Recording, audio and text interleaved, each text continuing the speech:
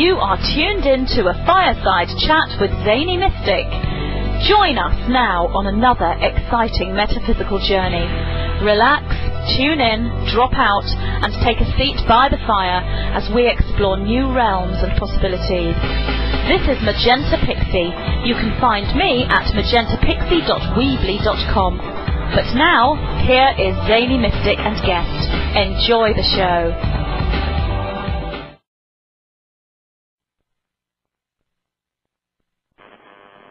Good evening, everyone, and welcome back to a Fireside Chat with Zany Mystic.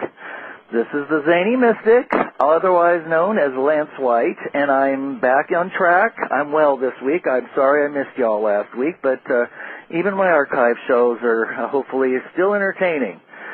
Tonight, my guest is Bill Austin. Bill Austin is a spiritual healer, teacher, artist, writer, and visionary living in St. Petersburg, Florida, I believe, in the United States, although I didn't have to tell you that. Anyway, he has been on the spiritual path for over 18 years now and has been working as a full-time spiritual healer for over 6 years. He founded Practical Mastery and Angelic Mastery spiritual healing modalities and has helped hundreds of people, probably thousands, if not more, people around the world. So let's meet Bill right now by saying hello to him. Hi, Bill. How are you? Good. How are you doing, Lance? Pretty good. Pretty good. I'm doing all right. I was just reviewing your artwork and your book and all that, and just admiring the beauty of it. And maybe we should start out by having you tell everybody, give everybody a little bit of your background and, you know, where you came from. How did you discover spirituality, and what were you doing before then, and what prompted you to turn in this direction? Well, I guess I have a fairly normal childhood. I grew up in Central Virginia. My father was a school teacher. My mother was a nurse. I had a very traditional sort of life. I went to William & Mary for college, graduated in '83 with a degree in economics, worked several years as an economist for the Bureau of Labor Statistics. Oh. And then I decided that, That's interesting. And then I decided to enter law school in an act of total insanity because, this was about in 1987, and during that time, I write a little bit about this in the books, but during that time, harmonic convergence or concordance or one of the two was going on, and it really put my life in disarray. I developed severe insomnia, had a lot of problems, and doctors really couldn't help. So I graduated from UVA Law School, which is a very good law school, without a job, broke, back problems, all sorts of things, and ended up in Philadelphia, where the legal market promptly collapsed as soon as I got licensed with the Pennsylvania bar.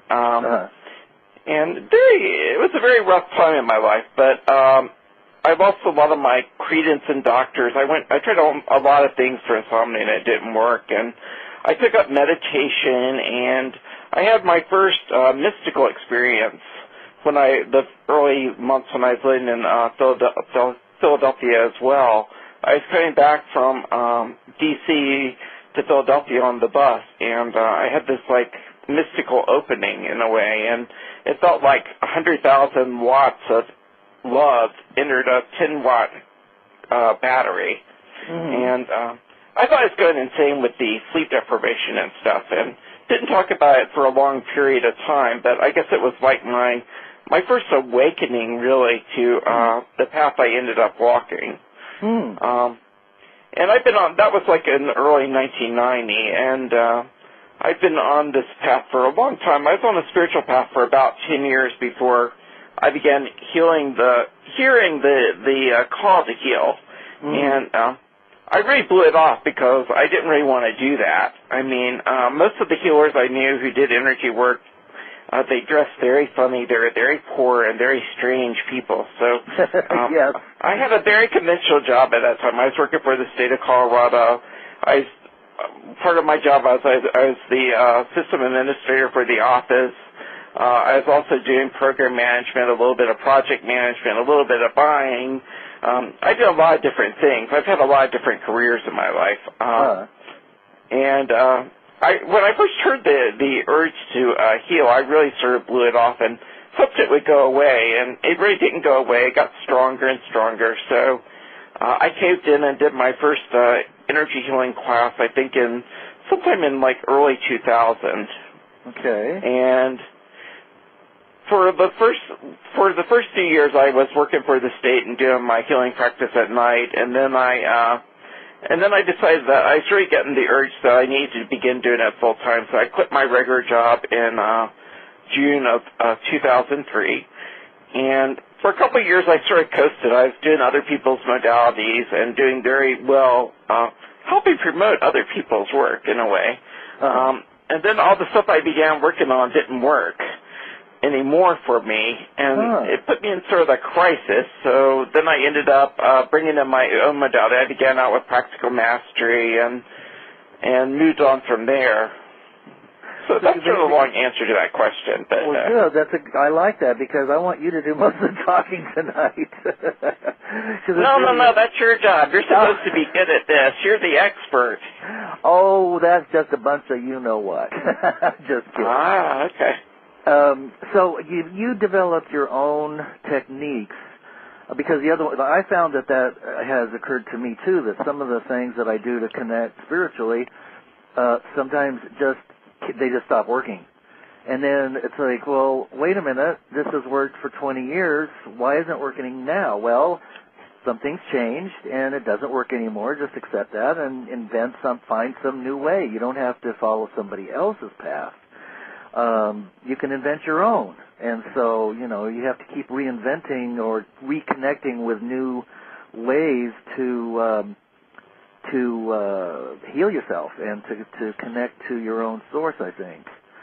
Yeah, and I always knew that I was supposed to bring in my own stuff and do my own stuff, but I was doing so well promoting other people's stuff. It's like I was not very inspired to bring in my own stuff. And you go through that when you bring in your own stuff. It's very common to go through that whole doubt thing. Oh, it's my stuff. Is it as good as other people's stuff? Oh, exactly. And all that doubt and self-sabotage. But the way I also do the thing, Lance, is most of the modalities I learned were anchored in what I call the mental paradigm, the paradigm of the mind. And Earth has entered what I call the paradigm of the heart, the higher dimensions. And a lot of the modalities, I was moving out personally from the mental paradigm to the paradigm of the heart. And so a lot of the stuff that was tied to the mental paradigm didn't work for me anymore because that wasn't where my heart was anymore. Oh. And I also had contracts to bring in my own stuff, and it's been very nerve-wracking at times bringing in my own stuff, but also very fulfilling as well. Well, isn't that a process of aligning with your own soul's contract or intent prior to incarnating? Or is that I think we have a lot of different things we can do. Yeah. I mean, people talk about, like, contracts with the Creator to do certain things, and I came in with a lot of different skills and stuff, and I had no idea what I'd be doing. Earth really... No one, when I incarnated, like I was born in 1961, and no one on the inner planes really thought that Earth would ascend, they thought Earth would ascend, but they didn't think humanity would choose to ascend with the planet. So, there are a lot of different flexibility in contracts and stuff, and when I work with clients a lot, I work with very highly evolved teachers and healers and clients. I mean, a lot of times, I find when I look at them and their lives that the contracts that they're doing are not the contracts that are aligned with their highest good at this time. New stuff comes in, but we like to cling to the old because it's safe and acceptable. Yeah, yes, absolutely. And every time I try to do something like that, I get just really hammered by the universe because, me too. My God self plays really hardball with me. Yes, I know a little bit about hardball. I gather from your book. You definitely have had some very interesting life experiences. Well, yes, to say the least. And since you mentioned my book, I will mention to the listeners, whoever is interested out there, that it is available on Amazon.com, and you can go and read reviews of it. It's called Tales of a Zany Mystic by Lance White, L.B. White. You can go to Amazon.com and check out the reviews and see if it's something you'd be interested in purchasing and finding out why this is such an interesting book. Well, anyway. Well, everyone's path is really interesting. I mean, I think so too. Yeah, and you get to hear other people's paths, and plus, you connect at a higher level, don't you? Well, everyone connects at a higher level. I mean. Yeah, but I don't read people. You can. I mean, I can't tell you what your higher path would be, but you probably would be able to tell me what mine might be if you really intended I guess to. I don't really. That's an interesting question. I have a lot of psychic intuitive gifts, but I also see how much people can change. Like when I look at psychic realities or read or whatever you want to say, I mean, I see a lot of different probable futures. And when I work with clients, if they choose to drop a belief system and adopt a new belief, it's almost like everything gets slid to the slide and whole new realities come in. So I don't really do psychic readings because I have a great faith in people's ability to change their future. And I also found that, like, so many people on the spiritual path give away their power to psychics. It's a very, very, very frustrating thing for me. A lot of times I really think that people are meant to go within their heart to get their answers, and a lot of times people get their answers, and then the psychic doesn't agree, and then they drop their heart. This whole life is very, very interesting. You never know what will happen in life. I never dreamed I'd be doing radio show interviews. But I think I'll go back to what I was talking about. I really think that this time each person is an aspect of God Creator, and it's really important for people to connect with who they truly are and to listen to the wisdom that's deep inside themselves. And sometimes it takes, most people don't live authentically. We've gotten into the habit of pleasing other people or looking outside ourselves. And it's just really important to go within and get your answers from within. I totally agree with you on that one. But, it takes such a long time to get to that place. And then sometimes, self-doubt is the killer. That, when you doubt yourself, when that little seed comes in and, I wonder if somebody else knows more, every time I go with somebody else's solution, I'm always making the wrong choice. And it always becomes obvious, and it's like, okay, well, you knew this was going to happen, Lance. This is another validation that you need to listen to yourself. Well, what you do, Lance, is you begin with small steps. Like, if you want to begin getting guidance, don't ask the $50 million question. Ask the 5-cent question. What feels better to eat lunch today? Don't ask, what in the world am I going to do with my life? Because the plan constantly changes, and you constantly change, and the answer constantly changes. But you begin with small things and work up. But you build your confidence on what does my stomach want to eat right now, before you answer the question of what am I supposed to do on this silly world that we live in. Very nice. I like that, and that's kind of the direction I've gone in.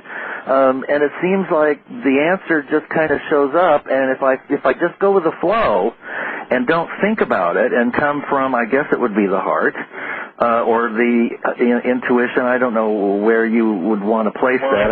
Like when you ask a question, usually the first answer you get is right because the mental body doesn't screw it up. Yeah. When you ask, like, you usually get a sense of where something is or isn't aligned with you, but then you doubt it because the mental body and the ego mind are great at the self-sabotage and the doubt and all that stuff. Oh, they love to throw monkey wrenches into everything. So usually, like you said, I find my first gut reaction is the right one, and then my mind will start giving me all the reasons why not. So I know that that's not what I should listen to, so I just let the mind rattle on and say, thank you for sharing, and next. And that's one of the gifts of meditation. When I began out on the spiritual path, I meditated a lot, and I didn't pray very much at all. Now I pray a lot, and I don't meditate much at all, but the whole practice of meditation helps to still the mind so you can get more clear guidance. The other really important thing, I think, for people who want to make changes in your life, don't make huge changes, make baby changes. Don't try to, that's what gets people on so many things like losing weight or whatever, is people try to leapfrog